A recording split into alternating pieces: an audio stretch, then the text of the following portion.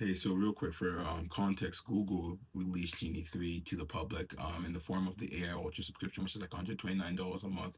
And basically, what Genie 3 is like it's a video-based world model. So, like, you could go into an immersive world, it could generate, say, okay, let me be in The Simpsons or some other setting, and you could actually interact with the environment. Funny thing is, only like for 60 seconds because it's really expensive. Like, imagine a video model and now having a video model you can actually interact with, and it's generating frames per some amount of seconds or whatever. So that happened, and then the stocks for gaming companies went down. So think Epic Games, Unity, Roblox, and then now come to find out, yesterday Roblox actually has their own world model they're working on internally in their research lab. It's similar to Google's Genie 3, where it's a video-based world model, and that's generating frames procedurally, kind of. It's generating videos procedurally. Really expensive process, I imagine. Even the Google, I saw some internal reporting about that, but my thing, World Labs also has their own video-based world model. I don't think it's their main product, but they also did a funny post about it recently. Because I think everyone's more like seeing Genie 3. I think a lot of people are just excited about it. I think it's more, I don't want to say easy results, but it's just easier to immediately visualize the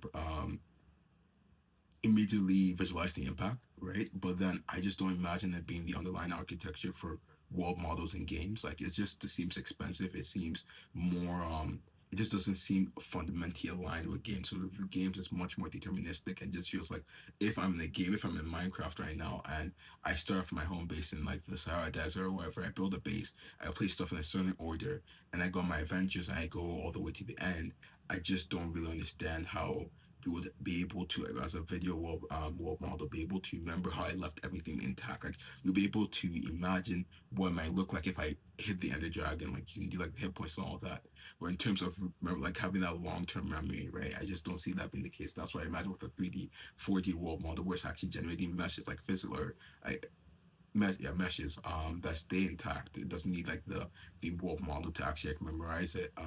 I think that's the better approach for games. I think that's probably going to be the case. But I think right now there's a lot of pressure from, I believe, people who are really impressed by Google's Genie thing, rightfully so, for there to be like a quicker way to like, oh, you have to catch it before they do it before you. And I think that's why Roblox just released the video based thing. I think other companies may follow suit, but may also be like a fundamentally misaligned thing where it's like, okay, everyone's going towards video, and then the company that actually sticks with like 3D, 4D is actually the one who actually has the best architecture at the end of the day. Um, but we'll see. We'll see. I think World Labs, they're still sticking with the 3D, 4D stuff. So I imagine like they're going to be good. I think they still just have this because with three, in terms, in my opinion, I feel like the video world models are best when it comes to like training robotics. So you don't need stuff to like, obviously stuff have to stay intact, and you have to have like some term of memory, but it doesn't have to be like a game where you have to have like a full engine. No, that's wrong. You have to have like a full memory of everything, like where it's like, oh, where's your base, where's this, and all that. Because like with a robotics, if you're just like training like an arm or something, it's just easier. It's not easier, but it makes more sense to just like use a video world model that can like visualize what's gonna happen if you pick this up and if you drop it versus like a game. It doesn't seem to make sense to me yet. Um, all that said, I don't know. I don't know. It's a field that I don't have much knowledge on. I'm trying to get more knowledge, so I can be completely wrong. Everyone else could be completely right. I can have maybe a good guess, but I think really what I have to do on my end is just continue learning, seeing what happens, and building my own things. I technically built a world model for the next Hacks game, which I have to release on LinkedIn and GitHub soon. But I've been lazy because I've been working. Actually, I've been lazy. I've been working on this thing that's doing about 12 hours, so I'll wrap that up soon.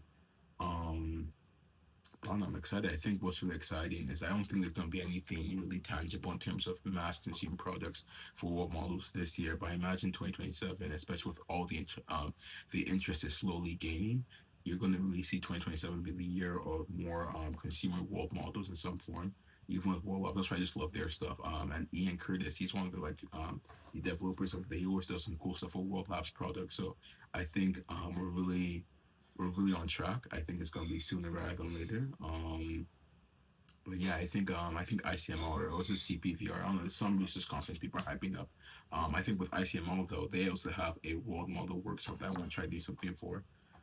Because I really do think it's gonna be.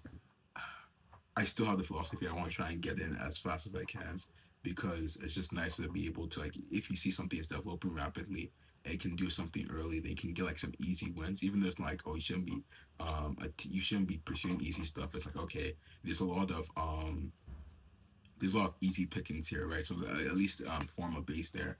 And then once you're able to get the easy pickings, you have access to more opportunities, which allow you to go pursue the larger stuff. It may be in line with your ambitions with the technology. But yeah, I'm excited. All that to say. Besides that, though, I have nothing else to say. So have a great day.